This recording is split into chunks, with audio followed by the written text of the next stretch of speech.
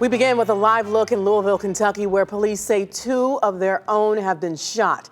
One person is now in custody as protests there grow after a single indictment was handed down surrounding the Breonna Taylor case. The National Guard standing by right now. There's a curfew in place in that city for the next 72 hours.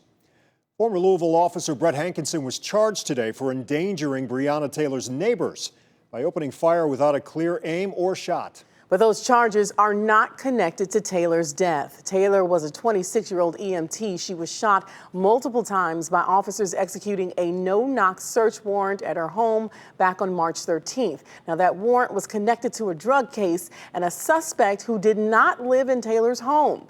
Officers admit no drugs were found inside after their search. Taylor's boyfriend, Kenneth Walker, says he fired a warning shot from a gun he legally owned because police did not announce themselves when they busted in that night. Detective Miles Cosgrove fired 16 times and Sergeant John Mattingly fired 6 times. Our investigation showed, and the grand jury agreed, that Mattingly and Cosgrove were justified in the return of deadly fire after having been fired upon by Kenneth Walker. Well, today's decision also brought out protesters here in Cleveland. Dozens of people gathering at the Free Stamp downtown. Our Olivia Fecto is there. And Olivia, what was the overall message from those demonstrations tonight? Yeah, good evening, Courtney. Their message is the system needs to change, and they don't believe today's ruling reflected that. We're here today because, once again, the American judicial system has shown no value in Black life. Those at the rally grieved together, frustrated that no one was charged for Taylor's death. Nothing has changed. Disappointment, frustration, pain, anxiety. Brandon Towns of Lake County came downtown Wednesday night. Earlier in the day, he had a conversation with his young daughter. She knows that when you do something wrong, you're held accountable. But we didn't see that today.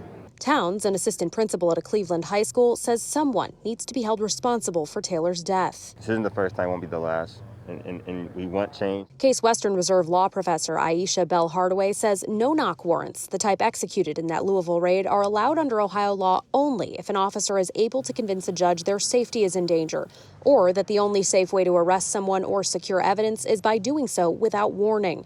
But in Ohio, she says the castle doctrine, which allows someone to defend themselves against a person coming into their house, makes that practice illogical. The practice in and of itself, I think, is just extremely unsafe. And the results, the likelihood of a deadly result being the outcome is the same. I think the message out of Louisville today typifies why America must constantly be reminded that all Black lives matter, even if they're somehow suspected of being connected to some level of illegality. Towns says the system has to change. Justice should have been here 50 years ago. Justice should have been here 100 years ago. So this is too slow. And Professor Bell Hardaway tells me there is no statute of limitations on a murder charge. That means the state of Kentucky could at some point in the future decide to bring additional charges against the officer who was indicted today or the other officers involved in that case. The federal government could also pursue charges. Rob, Courtney.